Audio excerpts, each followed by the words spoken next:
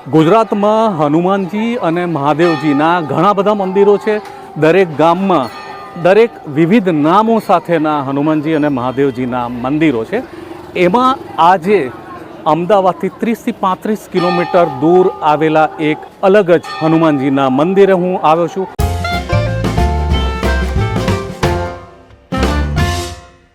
નમસ્કાર મિત્રો, હું છું શશિકાંત વાઘેલા અને ખબર અમદાવાદ ચેનલમાં આપ સૌનું હાર્દિક સ્વાગત કરું છું। અત્યારે ખેડા જિલ્લાના મહેમદાવાદ તાલુકા ખાતે આવેલું ભૂમાપુરા ગામ અને ભૂમાપુરા ગામમાં આવેલું અતિ પ્રસિદ્ધ ભૂમાપુરા હનુમાનજીનું મંદિર ત્યાં અત્યારે આવેલું છું। શનિવારનો દિવસ છે અને અહીં સારી એવી ભક્તોની ભીડ છે। ભૂમાપુરા હનુમાનજીના મંદિરનું એક આગવું મહત્ત્વ છે। આખા ગુજરાતમાંથી લોકો અહીં શ્રદ્ધાપૂર્વક માથું ટેકવવા આવે છે। હું પણ અહીં આવ્યો છું અને ખબર અમદાવાદના દર્શકોને આજે મુલાકાત કરાવવાનો છું, દર્શન કરાવવાનો છું ભૂમાપુરા હનુમાન।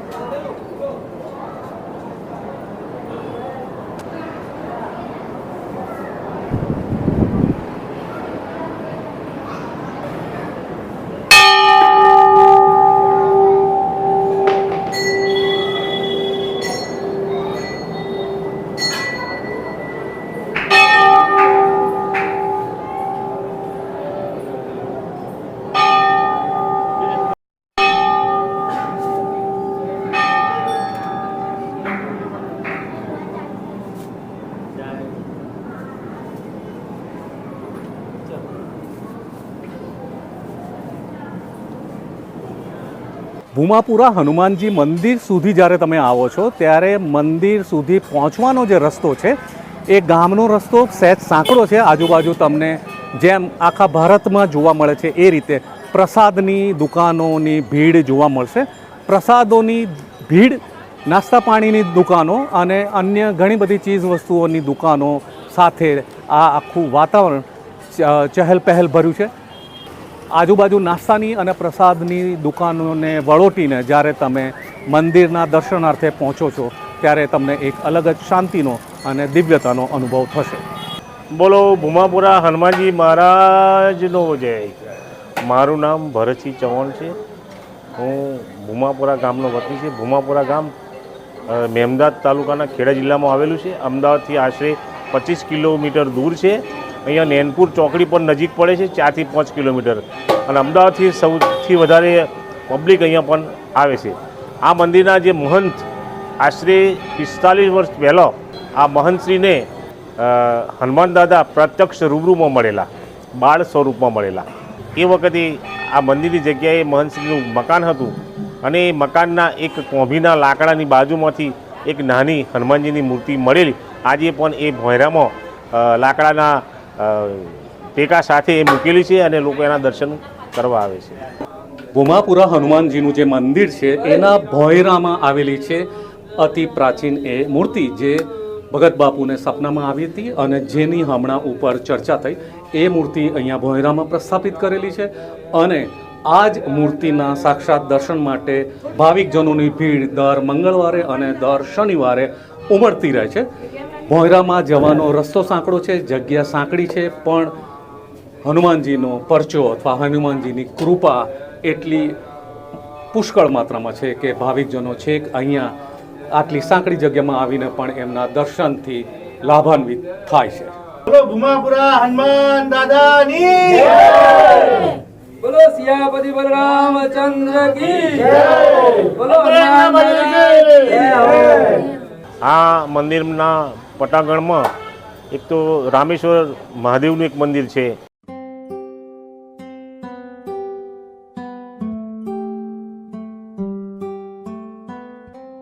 બાજુમાં એક શનિદેવનું મંદિર છે, રામદેવજીનું એક મંદિર નાનું આવેલું છે અને મંદિરના ઉપરના જે ભાગે છે ત્યાં રામ દરબાર છે,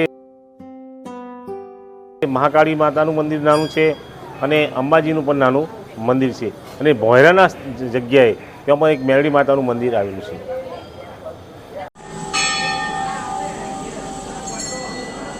ભગત બાપાની જે પ્રતિમા છે એની બાજુમાં ગાદી છે।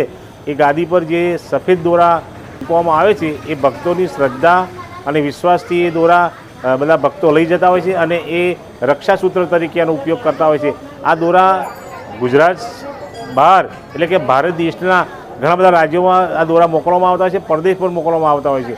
આ એક શ્રદ્ધાનો વિષય છે અને આ દોરા એ ફક્ત ને ફક્ત અહીંયા ગાદી પરથી જ મળી જશે, બાકી કંઈ મળતા નથી. આ સફેદ દોરાનો ઉપયોગ એ ઘણા બધા હાથે બાંધતા હોય છે, ઘણા પોતાના વાનમાં બાંધતા હોય છે અને ઘરે લઈ જઈને મકાનમાં પણ બાંધતા હોય છે અને ઘણી વખત તિજોરીમાં આ દોરા મૂકતા હોય છે ઘણા. એટલે આ એક માનતાનો અને એક શ્રદ્ધા આસ્થાનો વિષય છે.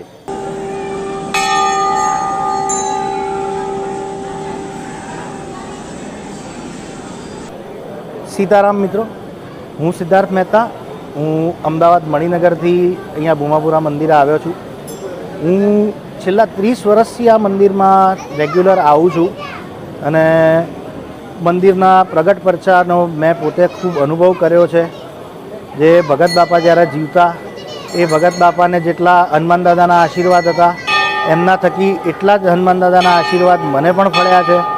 દાદાએ અમારા ઉપર ખૂબ કૃપા કરેલી છે. એમના કિસ્સાઓની તો હું ચર્ચા કરવા બેસીશ તો કદાચ આ વિડીયો ખૂબ લાંબો થઈ જશે, પણ ટૂંકમાં કહું તો દરેક ક્ષણે આ જગ્યાનો મને ખૂબ જ સાક્ષાત્કાર અનુભવ થયો છે.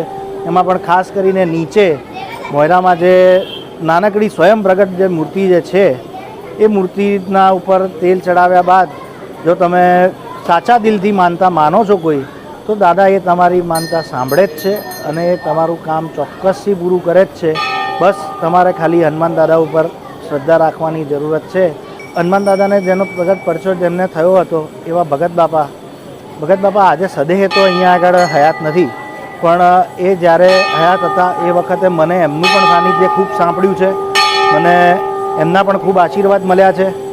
એ મારી સાથે મારી ગાડીમાં સોમનાથ અને દ્વારકાની યાત્રાએ પણ આવેલા છે અને મને એટલો સમય એમની સાથે વધારે રહેવાનો સમય પણ મળ્યો છે. તો એ કદાચ હનુમાન દાદાના જ આશીર્વાદ થકી હશે.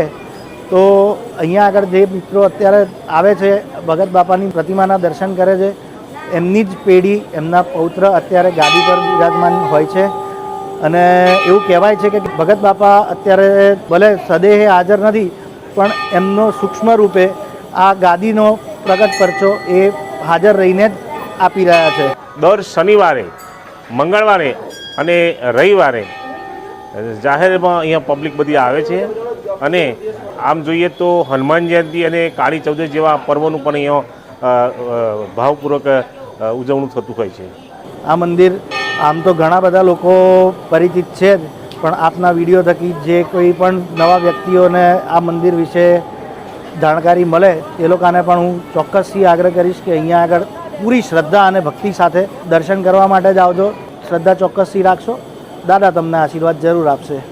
જય સિયારામ. સમગ્ર ગુજરાતમાંથી અહીંયા ભાવિક ભક્તો શ્રદ્ધાળુઓ દર્શન માટે આવે છે. અહીંયાની એક ખાસિયત છે કે અહીંયા લોકો પોતાના મનની જે શ્રદ્ધા અને વિશ્વાસથી મન્નત રાખે છે એમનું કામ આ હનુમાન દાદા પરિપૂર્ણ કરે છે. મિત્રો, ભૂમાપુરા હનુમાનજીનો આ વિડીયો તમે કેવો લાગ્યો એ બાબતે મને જરૂર પ્રતિભાવ આપજો. તમારા પ્રતિભાવની હું નોંધ લઈને તમને જવાબ પણ આપું છું. વિડીયો ગમ્યો હોય તો વિડીયોને લાઈક કરજો, મિત્રો વચ્ચે એને શેર કરજો અને મારી ચેનલ ખબર અમદાવાદને સબસ્ક્રાઈબ કરજો. આ સાથે હું શશિકાંત વાઘેલા આ વિડીયોને અહીં વિરામ આપું છું અને આવા જ નીત નવીન વિષયોવાળા વિવિધ વિડીયો લઈને હું આપની સામે ખબર અમદાવાદ ચેનલમાં હંમેશા આવતો રહું છું. તો આ સાથે હું આપ સૌની રજા લઉં છું. જય હિન્દ, જય ભારત, વંદે માતરમ.